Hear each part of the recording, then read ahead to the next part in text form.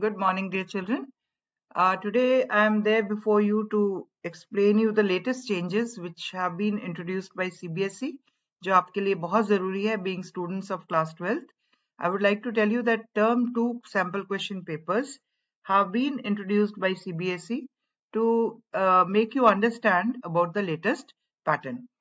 क्योंकि बहुत सारे changes CBSE time to time कर रही है, इसलिए आपको इसके टच में रहना है so that you don't lose because of your lack of knowledge related to latest updates.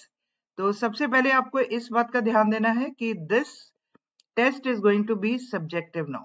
ये बात को बहुत अच्छी तरह आपको ध्यान में रखना है कि this is going to be subjective because आपको अब जैसे पहले आप MCQ बेस्ड क्वेश्चंस कर रहे थे, now you will B not doing that. अब आपको खुद के आंसर्स लिखने हैं. तो हम जब MCQ बेस्ड टेस्ट हो रहा था आप लोगों का, तो हम यही कह रहे थे बार बार कि अगर आपका एक भी आंसर गलत होता है, आपका एक नंबर पूरा कट जाता है. But now you have a chance to get marks. Even अगर आपने थोड़ा भी करेक्ट आंसर लिखा तो आपको कुछ ना कुछ उसका वेटेज मिलेगा. लेकिन हमको प्रैक्टिस करना है लिखने की, बिकॉज टाइम मैनेजमेंट आपकी जो खत्म हो चुकी है because of online classes. Since last 2 years we are not able to monitor your writing practice. So I insist that you change your writing patterns and learn to practice every day something or the other. Keep writing ताकि आपकी speed बनी रहे, ताकि आप जब लिखें तो आपको कोई रुकावट ना महसूस हो. तो चलिए अब हम टर्म 2 सैम्पल क्वेश्चन पेपर जो 21-22 का सीबीएसई ने जो अपलोड किए हैं, उनमें से मैंने एक पेपर आपके लिए इंग्लिश का, because I am English teacher, so I will be talking about English core class 12th. So now time has reduce from 1.5 hour to 2 hours. Marks उतने ही हैं क्योंकि आपको अब लिखना है, इसलिए आपका टाइम बढ़ गया है. तो जैसे पहले 3 सेक्शंस थे, reading, writing and literature, same pattern you will get. The sections will be 3 in number.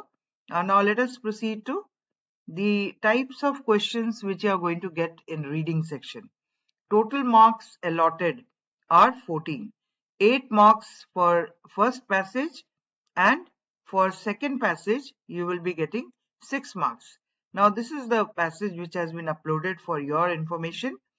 इसको पढ़ने के बाद आपको किसी भी 8 क्वेश्चंस को आपको आंसर देना है.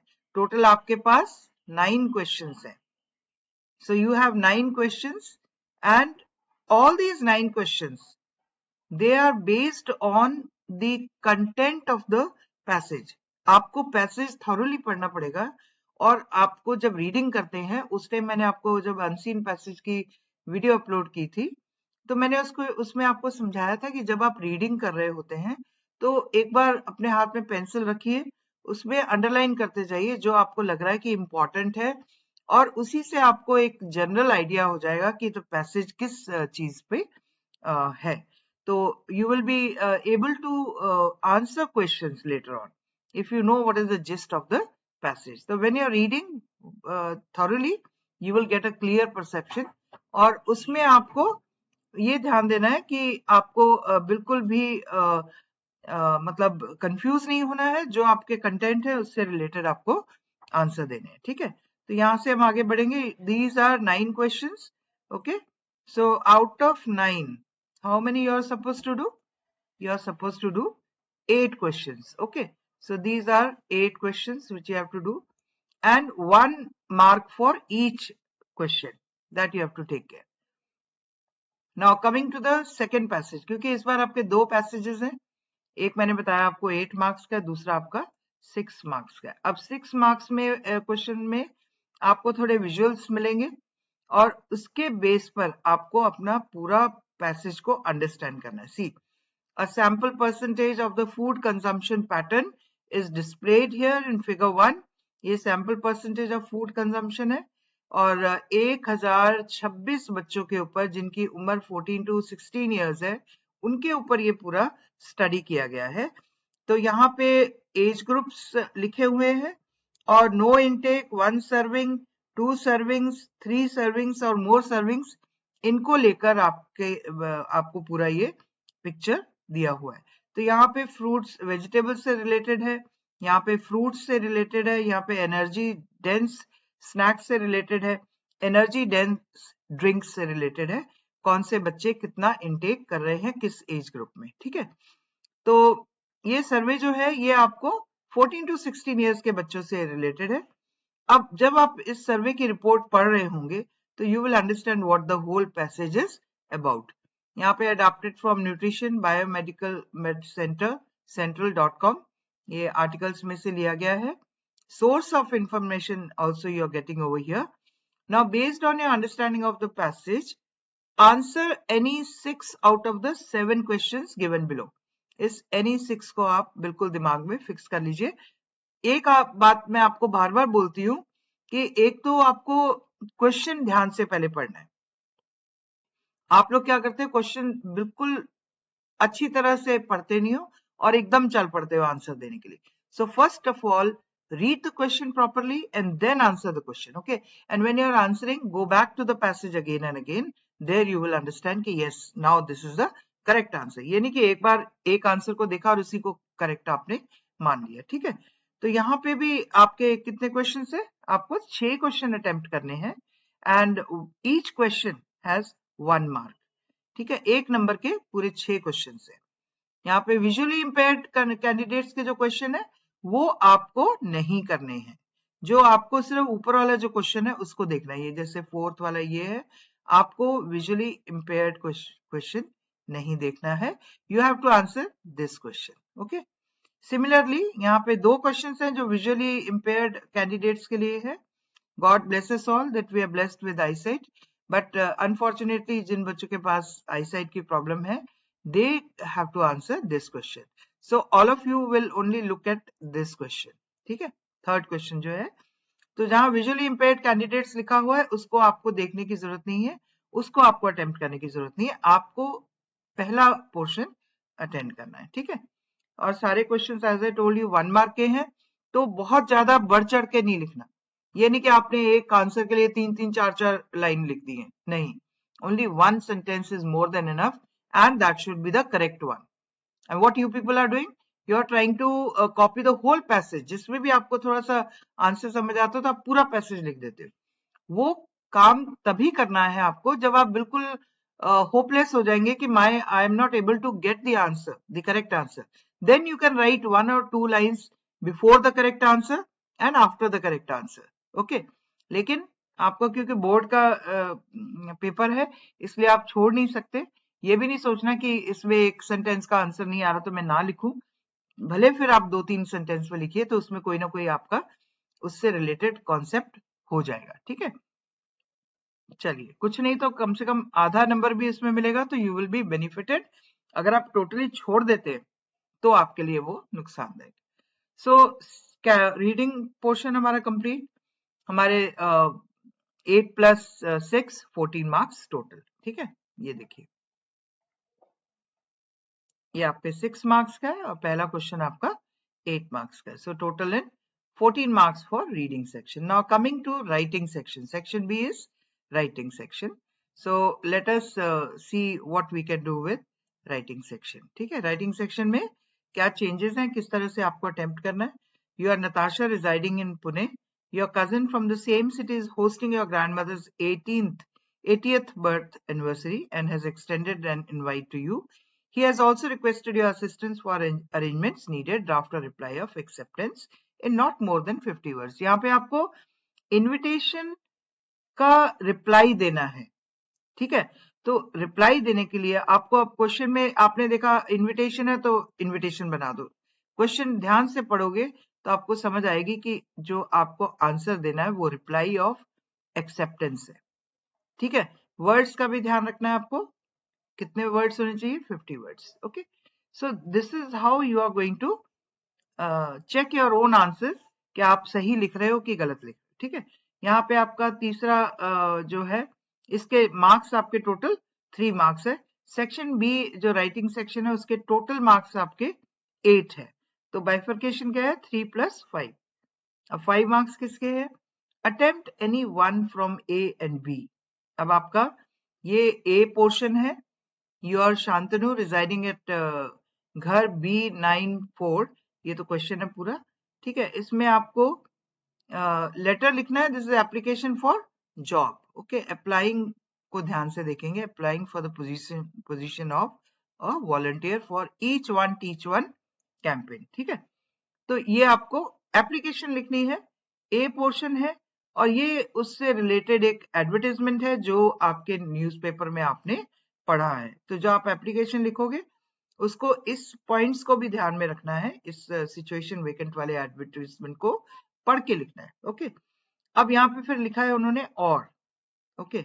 और का मतलब ये है कि आपको या तो ए करना है या बी करना है, ठीक है। अब बी में क्या है, B is this is write a report. All of you have done your course, almost all the schools, all the vidyalayas have completed the course by now. तो रिपोर्ट राइटिंग आपको लिखना है इसमें। इसमें भी आपको each one teach one campaign है, उसके ऊपर आपको रिपोर्ट लिखनी है। तो dear children, work has become very less, quantity कम है तो क्वालिटी पे जोर है, ये ध्यान रखना आप। अगर आप ये मत सोचें कि 2 ही टॉपिक हो गए, राइटिंग में भी 2, राइटिंग स्किल्स में भी लिमिटेड टॉपिक्स हैं, फाइन, लेकिन इसका आपको ध्यान देना है कि अब आपकी quality of writing will be checked. If the quantity is less, quality has to be good, okay. Now coming to literature portion, तो ये 8 मार्क्स का आपका राइटिंग स्किल का हो गया। 18 मार्क्स का आपका सेक्शन सी लिटरेचर, ओके। और इसमें आपको कोई एनी 5 क्वेश्चंस आपको अटेम्प्ट करने हैं, और वर्ड लिमिट भी ध्यान देना है 40 वर्ड्स, ओके। तो ये आपको 40 वर्ड्स की लिमिट को ध्यान देना है।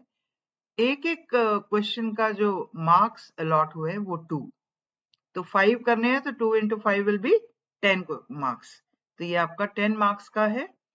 और इसमें आपको हर एक क्वेश्चन को देखना है, लेकिन वही वर्ड लिमिट का ध्यान रखना है कि अगर आपके 40 वर्ड्स दिए हुए हैं तो you have to write not more than 40, ये नहीं कि पूरा ऐसे लिख दो उसके ऊपर, एक तो आपका टाइम खराब होगा, ऊपर से आप जब आंसर्स लिखेंगे तो वो बेमतलब की बातें लिखने से बेटर है right to the point answer. Question ध्यान से पढ़िए, ये मैं बार बार आपको रिक्वेस्ट कर रही हूँ कि you have to read the question thoroughly so that your answer is correct to the point.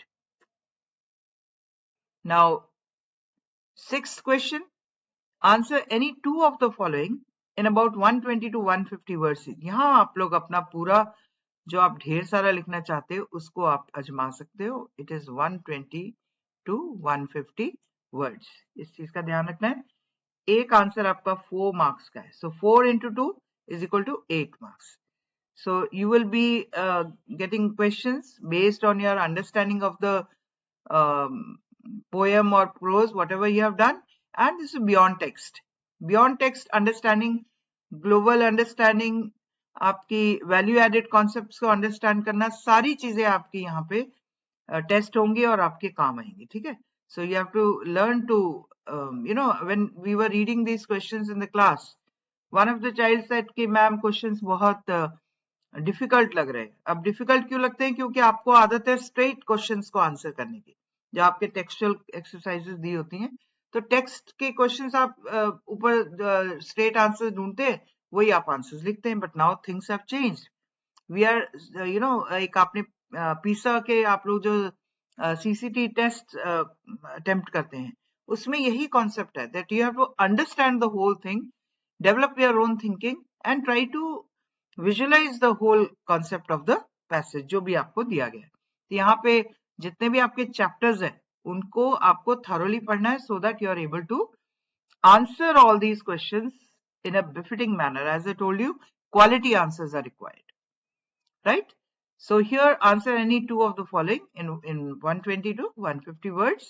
अंदाजन आप लगा सकते हैं कि 6 या 7 वर्ड्स आपके एक लाइन में, मैक्सिमम 8, मैक्सिमम मैं बोल रही हूँ 8, अगर आप फैला फैला कभी लिखते होंगे तो 6 to 7 वर्ड्स आ जाएंगे, तो हम 8 स्टैंडर्ड मान के चल रहे हैं, तो 8 into 10, तो आपकी जो लाइंस अगर आप काउंट करते हो तो आपकी लाइंस नॉर्मली 11 to 12 लाइंस में आपका एक आंसर होना चाहिए 4 into 2 मार्क्स वाले क्वेश्चंस के लिए। ओके, सो ये मैं आपको एक जनरल आइडिया दे रही हूँ, क्योंकि आप उस टाइम वर्ड्स तो गिनोगे नहीं, तो इसलिए वर्ड्स ना कम हो ना बहुत ज्यादा हो, टू द पॉइंट आंसर हो, और लेकिन अच्छी तरह से सिस्टमेटिक वे में आप उसको एक्सप्लेन करते हुए you can right your answers. Okay, so why I'm telling you again and again that you need to practice writing, because this will only come out of practice that you are able to write such answers to the point in a proper time frame. Time management आपकी बहुत जरूरी है, और वो तभी आएगी जब आप प्रैक्टिस करेंगे। ठीक है, तो यहाँ पे जैसे ये क्वेश्चन है, इवान स्ट्राइसन O level, it employs the red herring technique of intentionally misleading readers by placing false clues to keep the plot enigmatic.